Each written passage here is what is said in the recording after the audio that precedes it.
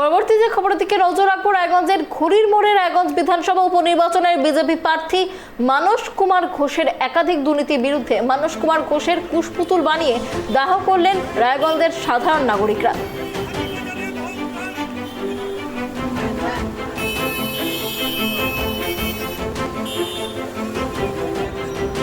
আপনাদের আরো একবার জানিয়ে রাখি যে খবরের দিকে নজর রয়েছে আমাদের। 10ই জুলাই উপনির্বাচন রয়েছে রায়গঞ্জে, আর সেই উপনির্বাচনে বিজেপির যে প্রার্থী মানস কুমার ঘোষ তার বিরুদ্ধে এবার দুর্নীতির অভিযোগ, আর সেই দুর্নীতির অভিযোগ তুলে সরব রায়গঞ্জবাসী। তার কুশপুতুল জানানো হলো জনসাধারণের পক্ষ থেকে।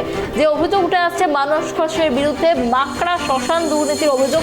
মাকড়া শ্মশান সংস্কারের জন্য 10 লক্ষ টাকা আর রাজ্য সরকারের তরফে স্যাংশন করা হয়েছিল, সেই টাকা তিনি আত্মসাৎ করেছেন বলে অভিযোগ।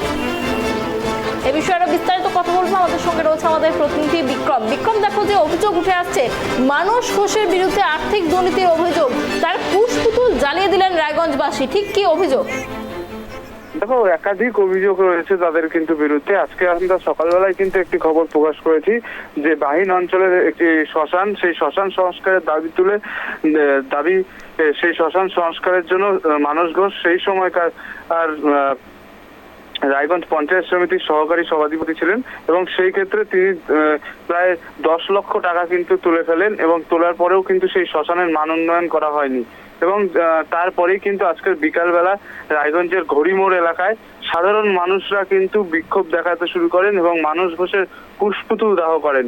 তাদের দাবি একটাই যে এই যে শ্মশান দুর্নীতি এবং ধলতা, তারা জীবনে ভাবতে পারেনি যে ধলতা কি জিনিস। সেই ধলতা এই মানস ঘোষই চালু করেছেন। প্রত্যেকটা যাদের ধান আছে, গম আছে, তারা নিয়ে আসে, তাদের প্রতি থেকে ধলতা তারা নেয় বলে অভিযোগ। এবং সেই কারণেই কিন্তু বেশ কিছুক্ষণ কিন্তু রাস্তায় বিক্ষোভ দেখান এবং কুশপুতুল দাহ করেন। পাশাপাশি তাদের অভিযোগ যে এই যে ধলতা এবং এই যে দুর্নীতি করছে মানস ঘোষ করেছেন, তারপরেও বিজেপি থেকে তিনি টিকিট পেয়েছেন, এবং সেই ক্ষেত্রে থেকে কিন্তু বিজেপি থেকে কেউ যেন ভোট তাকে না দেয়। এবং পাশাপাশি এই যে দুর্নীতিগুলো হয়েছে তদন্ত করার দরকার। এবং পাশাপাশি এই যে শ্মশান সংস্কারের দাবি যে হয়েছিল, তার সাথে মানস ঘোষের সাথে আমরা কথা বলে যেটা জানতে পেরেছি, তিনি বলছেন তখনকার যে বিডিও ছিলেন তিনি সমস্ত কিছু বিষয়টি দেখতেন, তার কোনো দেখার দায়িত্ব ছিল না, সেই কারণে সমস্ত কিছু ভিডিওই বলবেন।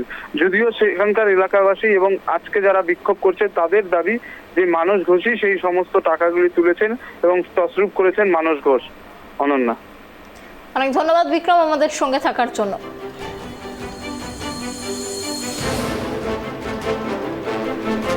যে খবরের দিকে আমাদের নজর ছিল, মানস ঘোষের বিরুদ্ধে আর্থিক দুর্নীতির অভিযোগ। রায়গঞ্জের উপনির্বাচনের বিজেপি প্রার্থী মানস ঘোষ, তার বিরুদ্ধে একাধিক দুর্নীতির অভিযোগ তুলে সরব হচ্ছেন রায়গঞ্জের বাসিন্দারা। এমনকি ঘড়ির মোড় এলাকায় তার কুশপুতুল দাহ করলেন বাসিন্দারা। প্রতিবাদ বিক্ষোভে নেমেছেন রায়গঞ্জের বাসিন্দারা, কি জানাচ্ছেন তারা শোনাব।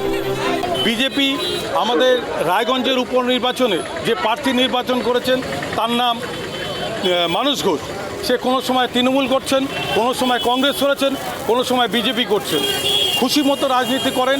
তার বিরুদ্ধে যে দুর্নীতি আজ প্রকাশ্যে এসে গেছে, আপনাদের মিডিয়ার মাধ্যমে আমরা দেখতে পারলাম যে বাহিনের মাকড়াঘাটের যে শ্মশানঘাট, সেই শ্মশানঘাটে দুর্নীতি করেছেন, এবং যে কৃষকরা ধান বেচতে আসতেন মান্ডিতে, সেই ধানকে 10 কেজি করে ধলতা কী জিনিস আমরা জানতাম না। এই বিজেপি সরকার যে প্রার্থী করেছেন সেই মানস ঘোষের বিরুদ্ধে আজকে আমাদের প্রতিবাদ।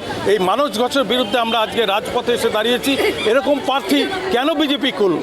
যে বিজেপি সরকার এই লোকসভা নির্বাচনে মানুষকে ভাওতা দিয়েছে ইসবার 400 পার, 400 তো দূরের কথা, 240-এ আটকে গেছে। আজকে মানুষ কথা বলার সুযোগ পেয়েছে, আজকে মানুষ কৃষকরা সংগঠিত হয়েছে ধলতার বিরুদ্ধে।